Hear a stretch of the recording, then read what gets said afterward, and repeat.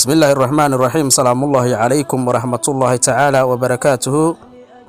وعنا ونكسن داودياشا قدرنتا يقيمها إنغا مدن أهلا ku xiran channelkan YouTube-ka Ismaaciil Aqila ku soo dhawaada barnaamijkeena qisooyinka Qur'aaniga aan kaga hadlayno qaybtiisa saddexaad qaybtiisa afraad aan iraadi hadal hilmaani kuma jire qisadii asxaabul fiil ama maroodiga.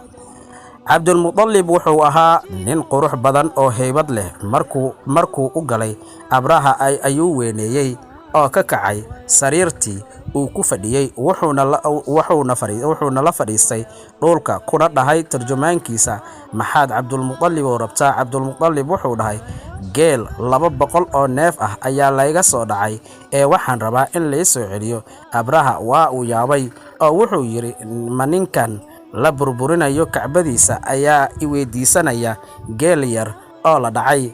Cabdulmutallib wuxuu dhahay anigu waxaan leeyahay geela kacbadan waxaa leh Rabbi oo ilaashanaya. Ninkii Abraha hadalkii ayuu ka carooday oo wuxuu 200 ee geela ahaa u celiyay Cabdulmutallib wuxuuna faray ciidankiisa inay duulaan ku qaadaan kacbada.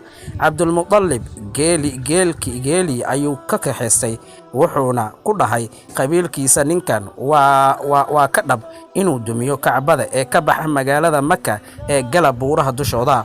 Abraha ayaa wuxuu faray maroodigii in loo jiheeyo xagga Makka balse ninkii xirnaa ee Nufayl ibn Xabiib ayaa maroodigii dhigta hadal u saaray oo dhahay maroodiyo fadhiiso oo ha dhaqaaqin waxaad joogtaa dhul xurmaysan. Maroodiga waxaa la dhihi jiray Maxamuud. markasta oo ay maroodiga u jiheeyaan dhanka kacbada waa uu fariisanayay maroodiga haddii loo jiheeyo jihooyinka kale wuu kacayay maroodiga. ciidankii madaxa ayay ka garaaceen maroodigii si loo dumiyo kacbada.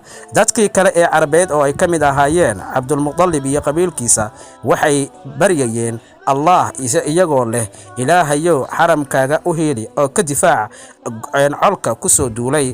ciidankii Abraha waxaa Allah u soo diray shimbiro ka yimid xagga badda mid kastaana ay sidato 3 dhagxaan waxayna afka ku sidataa 1 dhagax labada lugoodna 2 dhagxaan ayay ku sidataa. qof kasta oo shimbirtaasi ku dhacdo dhagxaanteeda waa uu dhintaa si dhaqso ah waxayna taasi ku keentay in ciidankii jabo oo ay firdhadaan. ciidankii badankooda waa la halaagay. ninkii Abraha ahaa wuxuu qaatay faras oo wuxuu nafla caaradkii ku orday dhulka Yaman balse waxa haleeshay dhagxaantii shimbirta oo jirkiisa ayaa marba qayb dhacaysay.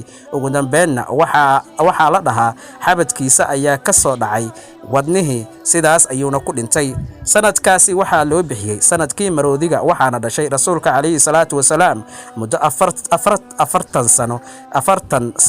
40 sanadood kadib wuxuu Allah ka soo dejiyay dhacdadan suurad Qur'aan oo ka hadlaysa wixii qabsaday Abraha iyo colkii doonayay inay dumiyaan kacbada wuxuuna Allah ugu galad sheegtay carabtii reer Quraysh oo ka gaalooday nabiga inay dib u xusuustaan dhacdadaasi oo ay wax ku qaataan awoodda Allah iyo inay rumeeyaan rasuulkiisa Muhammad calayhi salaatu wasalaam. guud ahaan barnaamijkeena maanta intaas ayaan ku soo gabagabeynayaa. inta barnaamijkan midkiisa xiga aynu ku kulmi doono waa walaalkeen Ismaaciil Aqila iyo channelka YouTube-ka idinkaga tagaya sidaas iyo nabadgelyo. balse channelka haddaad nagu cusub tahay walaal subscribe saar si dhiirigelin u noqoto like saar barnaamijyadeena haddaad ka heshay si share garee sida kale ay ugu faa'iideystaan gambalaalkana furo si aad u noqoto waxyaabaha xiisaha badan ee halkan aan ku soo gudbino qofka koowaad ee hela. sidaas iyo nabadgelyo. Assalaamu calaykum waraxmatullaahi wabarakaatuh.